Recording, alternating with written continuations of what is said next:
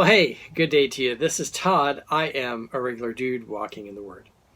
Hey, when you were growing up, is there something you did that was like stupid? And then people always remembered you for that for forever and ever. It might have been something stupid you said, or it might have been something you did. Like you remember that guy that I don't know jumped, uh, got out on top of a billboard and all that, so that he's known as the billboard guy, or whatever.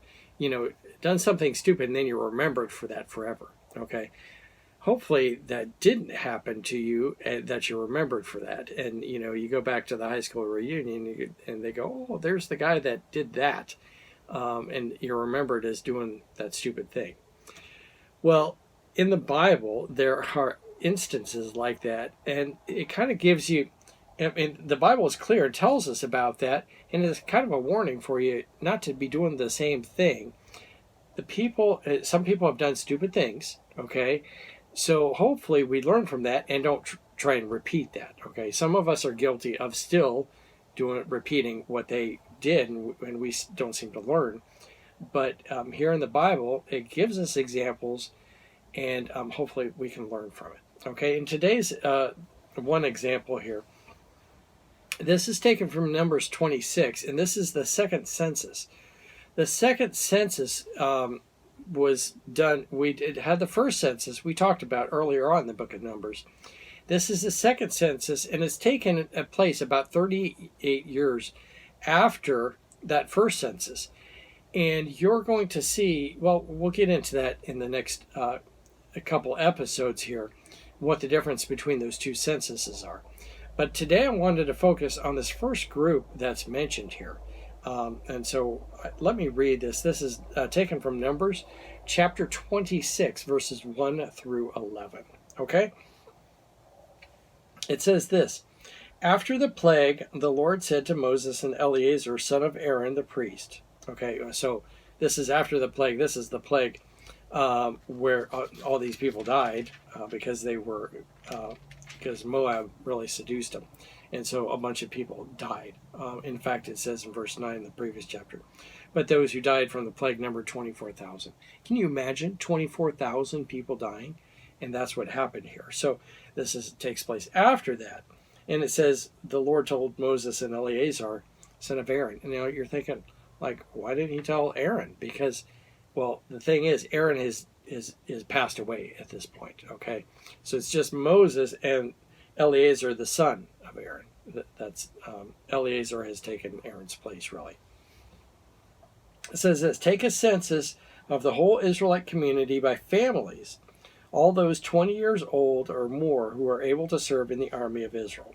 So they're taking this. The census is for people that are men that are 20 years older and older, and that are able to fight in the war. So if you are if you're an amputee, that you only have one leg left, you're not able to fight in a war, so you're not counted. Or if there's something physically wrong with you that you can't fight in the war, maybe you're mentally not all there, and so you would not be counted either. Okay, only guys, no women, but only guys that are able to fight in the army. So that's the only people counted.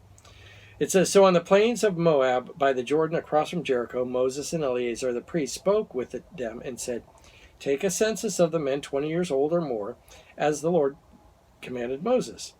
These were the Israelites who came out of Egypt. The descendants of Reuben, the firstborn son of Israel, were through Hanok, the Hanokite, through Palu, the Pelite clan, through Hezron, the Hezronite clan, through Carmi, the Carmite clan. Okay, and then it says these were the clans of Reuben. Those numbered were 4,730. We're going to get into don't pay much attention to the numbers today. We're going to get into that tomorrow. Now, verse 8, it says, the son of Palu was Elab, and the sons of Elab were Nemuel, Dathan, and Abiram. wait a minute, you're saying to yourself, I've heard that name before, those two names, Dathan and Abiram. Where have I heard that before? Well, in case you don't remember where you heard them, it's going to give you jog your memory. The same Dathan and Abiram were the community officials who rebelled against Moses and Aaron and were among Korah's followers when they rebelled against the Lord. Oh, yeah, that's where I remember them from, but they were the guys that rebelled against the Lord. Verse 10, and in case you still don't remember who they are, it says, the earth opened its mouth and swallowed them along with Korah, whose followers died when the fire devoured the 250 men. And they served as a warning sign. The line of Korah, however, did not die out. Okay? So these were the guys, and it mentions them here in the census. Okay? It says, Dathan and Abiram. And then it gives you, these were the guys that rebelled along with Korah and how the earth opened up. And you remember, Moses prayed, if I'm following the Lord and the Lord has called me to lead, then he prays this, let something totally different happen and let the earth open up and swallow them up. And by George, that's what happened. The earth opened up and swallowed them up. And so it devoured those 250 men. And it says the line of Korah did not die out. It was just those families there that did that. Why I bring it up is because we're going through. Tomorrow we're going to be reading through this census here of all these families and stuff. But it starts out and it gives these guys, and these guys it mentions them, and it's just a reminder in case you missed it earlier on in Numbers. It gives it again. These were the guys that rebelled against the Lord. And so you look back at that, just like we look back at the guy in high school that did something stupid, and he's always remembered as for that. These guys go down in history, Dathan and Abiram. These guys will always go down in history as the guys who rebelled against the Lord. Everything else they possibly did that was good is all forgotten about. They're always remembered as the guys who rebelled against Moses. So the bottom line is, don't let that be yourself, okay? When you are at the end of your life and you have that tombstone written out, hopefully it doesn't say something like that. These are the guys that rebelled against the Lord.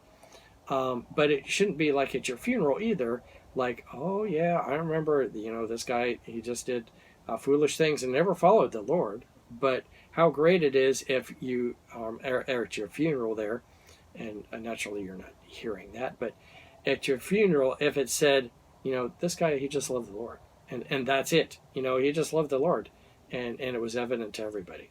How awesome would that be, to have that said at your funeral? He loved the Lord, okay, and everyone knew it, and that was it, rather than he rebelled against the Lord. So think about that today.